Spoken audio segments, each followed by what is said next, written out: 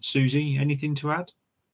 Yeah, just following on from that, actually, I think my biggest area of frustration at the moment, and it does change quite frequently, if anyone's followed the blogs, there's a new one brewing, but this one is about the easily accessible windows, which are basically any window that's either at ground floor level, bedroom windows we're talking about, or any window that's above something that you could stand on, so above a garage roof or above a porch, or anything that's sort of some shading mechanisms for the ground floor, anything that you could climb onto makes those bedroom windows easily accessible.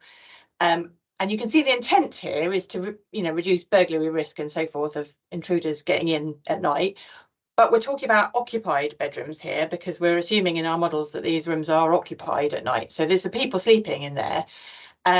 And what is acceptable for those windows to allow those bedroom windows to open at night are sort of grills or shutters or some sort of fairly heavy duty security device in front of the window.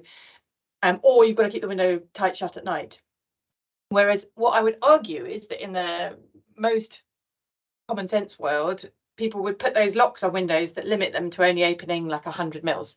So it's certainly what we've got in our house is on the sash windows, you get those little bolts that mean you can open it this far and no further, or there's equivalents for all the different window opening types. Now, I think the feedback we got from DLUHC when we pressed on this one was that those sort of devices aren't secure enough for anti-burglary and so forth, which might be true if you were going on holiday for a fortnight. You wouldn't leave those windows open necessarily with those locks on if you're not there, but you're actually sleeping in this room, so you'd make quite a lot of noise trying to break those windows. And it also presupposes that burglars don't have ladders and can't like bring a ladder and reach the windows that aren't easily accessible through such means. So I find that frustrating, because the solution is therefore much more draconian. Like huge grills and bars across first floor windows seems overkill for a scenario where actually a simple lock on those windows would be a much more user-friendly mechanism to solve that problem. And yes, not always would that opening be wide enough, and particularly in London and some of the harder locations in terms of overheating risk, that might not be enough.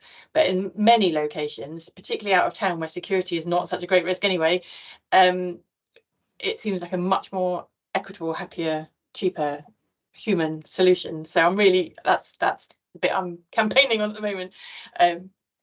But I think that's quite an important one.